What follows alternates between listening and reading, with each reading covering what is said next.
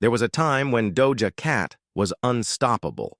She had clawed her way up from the strange depths of internet meme music to sit atop the charts with Grammy wins, viral moments, and a fan base so loyal they didn't just support her, they worshipped her. They called themselves kittens, wore her merch with pride, defended her in every online thread, quoted her lyrics like gospel. Doja wasn't just a pop star, she was a phenomenon, a voice, a vibe, a walking contradiction who made being chaotic look like an art form. She was weird in a way that felt real, funny in a way that felt honest, talented in a way that couldn't be ignored. But the thing about building your empire online is that the internet is not a foundation. It's quicksand. And when it turns on you, it swallows you whole. In 2023, everything started to shift. It wasn't sudden. It wasn't one tweet. It was a slow drip of disdain, a growing tension between the pop star and the people who put her there. At first, it was subtle. Fans asking why she seemed different, why her tone had changed, why her posts felt colder. Doja, once deeply online, had grown distant. Her tweets got sharper, her lives more erratic, and the jokes she once cracked. With love now came with a bitter bite, and then the dam broke. One fan, probably meaning no harm, tweeted at her, "Say you love us." It should have been a moment of connection, a simple nod to the thousands who had spent years lifting her up. But Doja didn't say it. Instead, she replied coldly, "I don't even know y'all."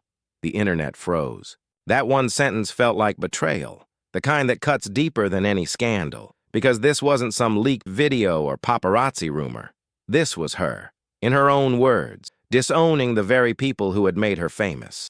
The backlash was immediate. People unfollowed in waves. Some deleted fan pages that had been active for years. Others made emotional TikToks, crying as they explained why they could no longer support someone who clearly didn't care. The threads got vicious. The girl who once ruled the internet was being torn apart by it. It wasn't just that she said it, it was how she said it. No sarcasm, no wink, just a raw, unfiltered statement. I don't love you. I don't know you. And I don't owe you anything. And maybe in a twisted way she was right. Maybe celebrities don't owe their fans love. Maybe they're allowed to set boundaries. But timing is everything, and tone is louder than intention. For a generation raised on parasocial relationships, where fans don't just follow artists, they feel connected to them. Doja's words didn't just sting, they shattered the illusion. They broke the unspoken bond. The idea that fame is a two-way street, that love from fans deserves at least a thank you in return. But this wasn't just about one tweet. It was a buildup of contradictions. A star who had once begged for attention online now scolded those who gave it. A woman who had played into internet humor now acted annoyed when people laughed. A performer who once embraced her fans with chaotic love had become someone who mocked them publicly. She had changed.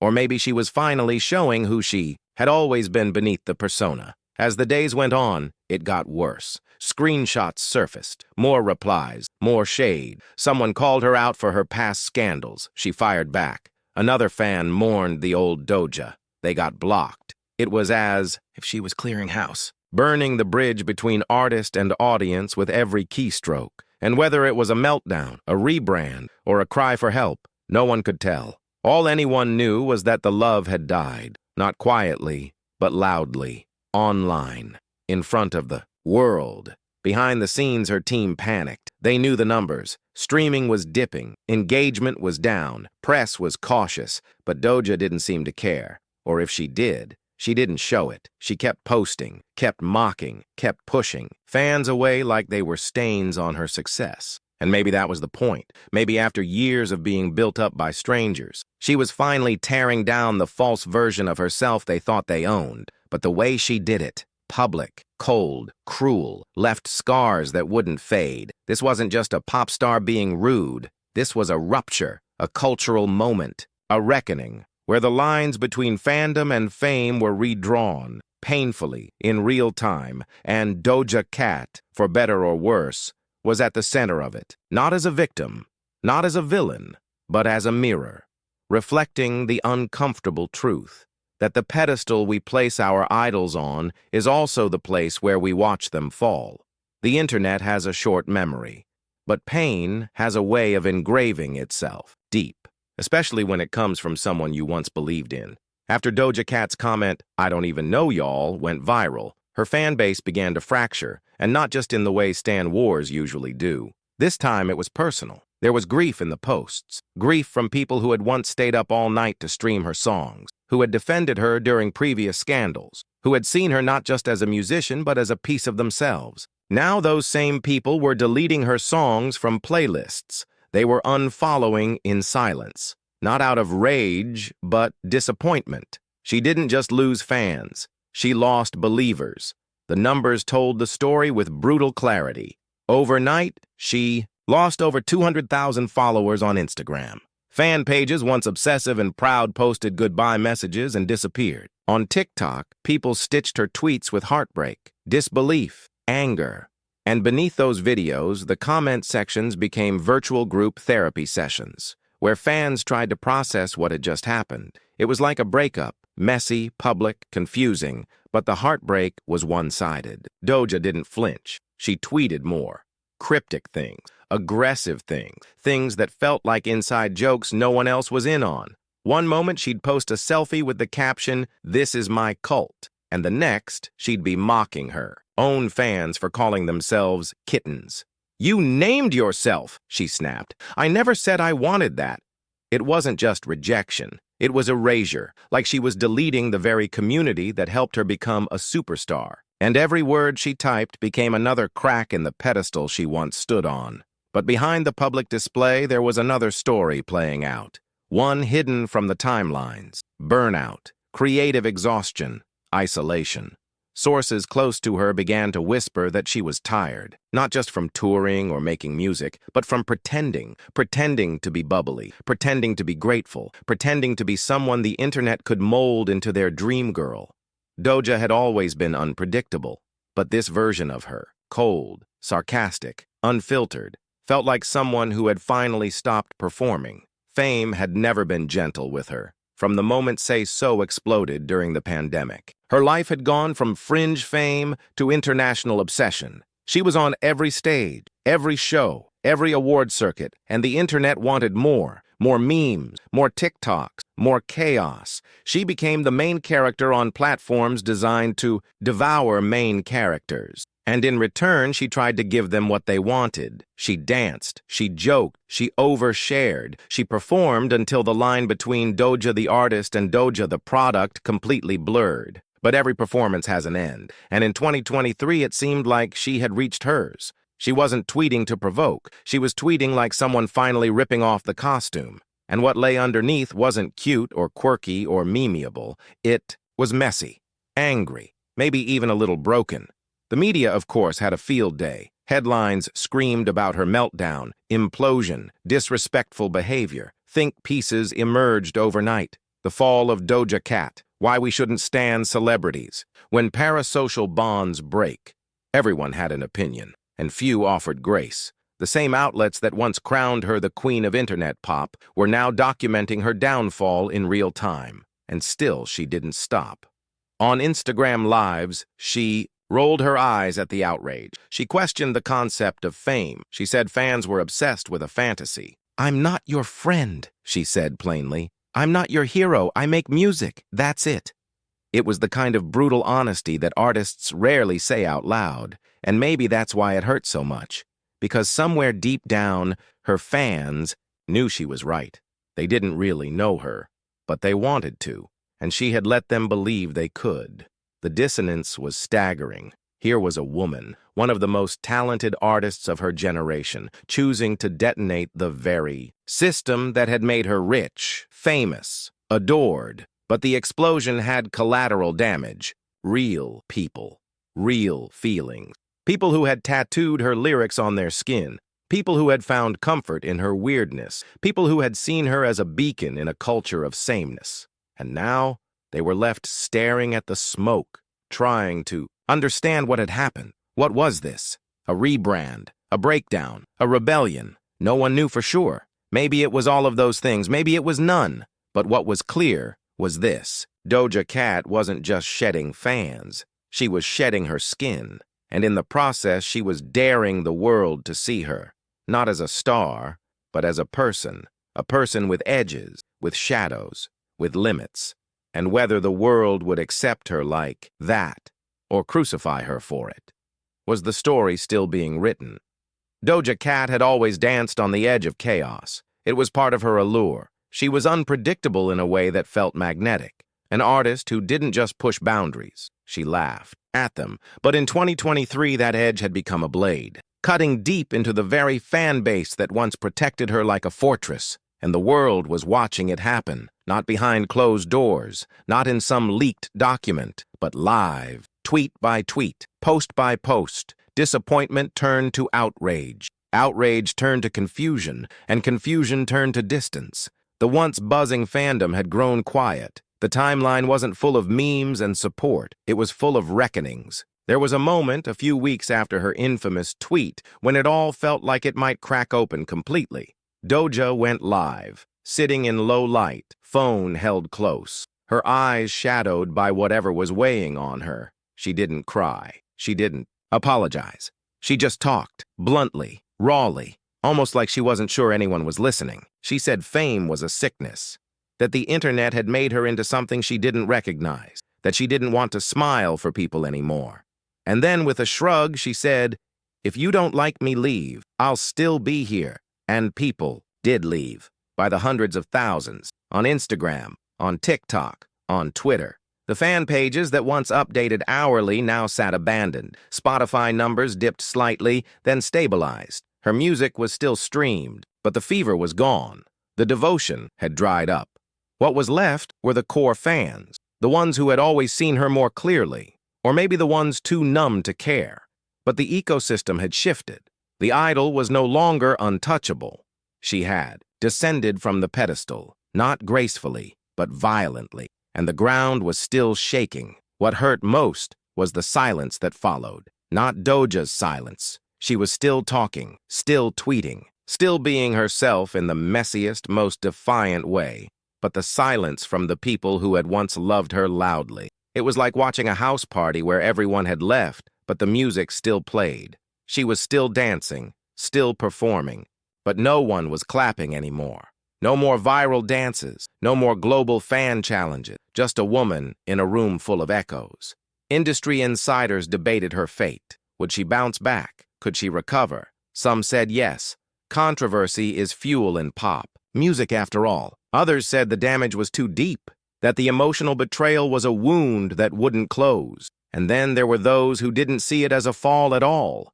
They called it evolution, growth. A woman finally rejecting the expectations that had smothered her. She's not a brand, they argued. She's a person.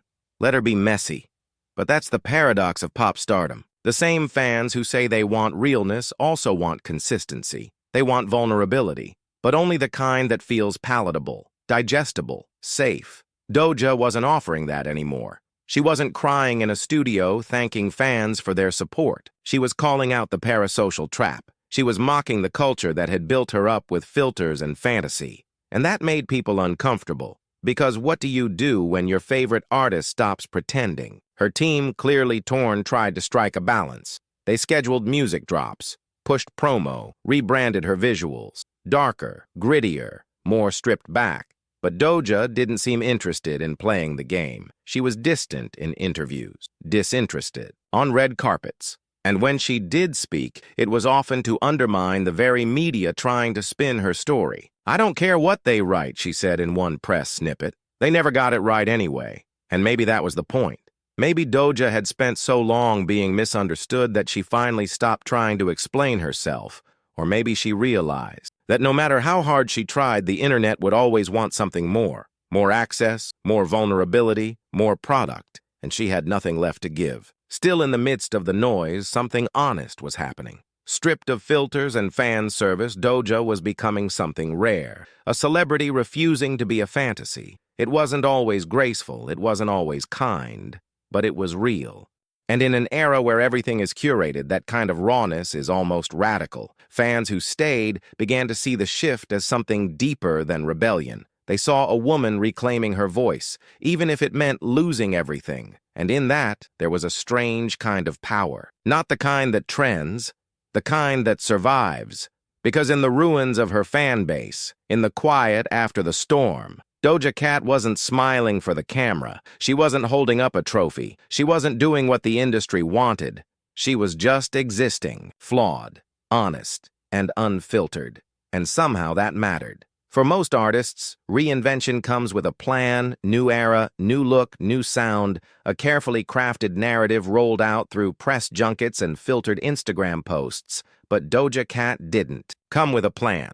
What 2023 gave the world wasn't reinvention. It was raw exposure. No filters, no warning, no neat captions to explain the mess. She wasn't unveiling a new version of herself. She was ripping the old one apart, piece by piece, in full view of a fan base that was still clinging to the one they thought they knew. And beneath the layers of headlines and hate comments was a deeper truth. This was a woman breaking free, not gracefully, not even gently, but violently, loudly, unapologetically. And yes, it was ugly watching someone self-destruct, always is. But what if it wasn't destruction? What if it was shedding? What if the Doja Cat we thought we lost was never real? To begin with, behind the snarky tweets and disowning of fans was someone grappling with identity. Not just fame, not just artistry, but self. She had been known as the funny one, the chaotic one, the meme queen who didn't take herself too seriously, but in the chaos of adoration, something real had been buried her discomfort. With being everyone's digital best friend, her exhaustion with always being on, her frustration with fans who felt entitled to her personality, her time, her soul. Every artist says they want privacy. Doja demanded it with fire. And that demand was met with resistance. Fans called her ungrateful, critics labeled her self-sabotaging. But few asked the harder question.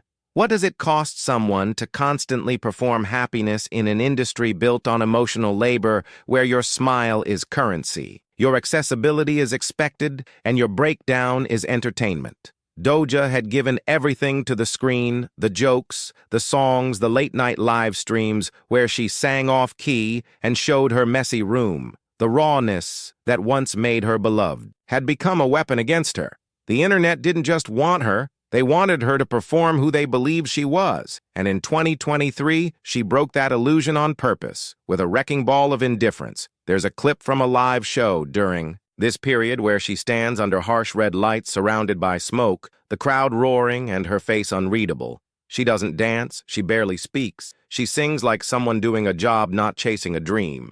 And when it ends, she walks off with no fanfare, no bows, no thank yous. Just silence, cold, controlled human. The reviews were harsh, disconnected, rude, unprofessional. But there was something haunting in that performance, something realer than any polished pop moment. It was the sound of a person refusing to fake it, and that in itself was radical. Meanwhile, her music was shifting. The bubblegum pop had faded. The sound grew darker, experimental, raw songs filled with cynicism, pain, irony, lyrics that bit back at fame, that taunted the industry that refused to be cute or safe. She wasn't making hits anymore. She was making statements, and while some critics praised her for growing up artistically, others called it career suicide. But Doja didn't flinch, not anymore. The girl who once joked her way through interviews was now saying less and meaning more. She stopped showing up at events that didn't serve her. She stopped playing nice for headlines. She let the bridges burn, and in the fire, you could see the outline of someone trying to reclaim her power not through control, but through release. There's something deeply painful about watching an artist confront the machine they helped build. Doja wasn't an outsider to fame. She was a product of it. She had gamified the internet better than anyone. She rose on the backs of viral moments and fan-driven obsession. And now she was rejecting the very thing that made her. That kind of rebellion comes with consequences, but it also comes with clarity in the quiet. There were still those who stayed fans, who didn't need her to be perfect, who understood that boundaries are not betrayal, who didn't want a fantasy, they wanted truth. Even when it was hard, and Doja, through all the flame and fallout, was finally telling her truth, not sweetly, not softly, but on her terms. And maybe that's what liberation really looks like. Not applause, not acceptance, but walking away from the stage before it eats you alive. She was no longer trying to be loved. She was trying to be free. The echo of applause fades fast when you stop clapping along. And that was the lesson Doja Cat seemed to learn the hard way and then embrace even harder. By the end of 2023, she was no longer the darling of the internet, no longer the playful siren. Of TikTok's soundtracks, they had dried up. The fan pages had vanished or turned bitter. The silence that followed her public rebellion wasn't filled with regret. It was filled with clarity. She had torn down the illusion. And now she was standing. In the wreckage, breathing for the first time in years, what remained was a version of Doja that didn't need permission. She wasn't looking for forgiveness. Nor did she pretend to offer an apology. Her story wasn't one of redemption in the traditional sense. It was not crafted by handlers or dressed up for cameras. It was messy and jarring and uncomfortable to watch. But that was the point. Doja wasn't here to make people feel good anymore. She was here to tell the truth, even if that truth made people walk away in the absence of mass adoration. Something rare started to happen. Her music took on a new life. Without the distraction of viral dances and fan theories, people began to actually listen. The lyrics cut deeper. The production choices were bolder. Her voice, once described as quirky or playful, now felt sharp, grounded, and haunting. This wasn't the Doja who giggled through interviews. This was a woman with something to say, and she was done translating it into digestible sound bites. Critics, once unsure how to frame her transformation, slowly began to understand she wasn't killing her career. She was killing the version of herself the world had created, the puppet, the icon. The idea what emerged instead was a woman scarred by fame, exhausted by performance, and finally brave enough to let it all fall apart in public. Not everyone liked it, but the ones who got it, they saw something revolutionary. Because what Doja did in 2023 wasn't just controversial, it was terrifying. In its honesty, she ripped the heart out of celebrity worship and held it up for everyone to see. She challenged the idea that artists owe fans constant gratitude. She questioned the price of access, the toxicity of parasocial love, the expectation of emotional labor from people who never asked to be your hero. And in doing so, she broke a mirror we were all too comfortable looking into. There were no grand finales, no final apology tweet, no media redemption arc. Just a woman growing more silent, more private, more intentional. She stopped tweeting as much. Her Instagram became sparse. She disappeared, not because she was canceled, but because she had finally canceled the performance. And in the quiet that followed, something settled. The chaos was over. The storm had passed, and she was still standing. Was she loved the same?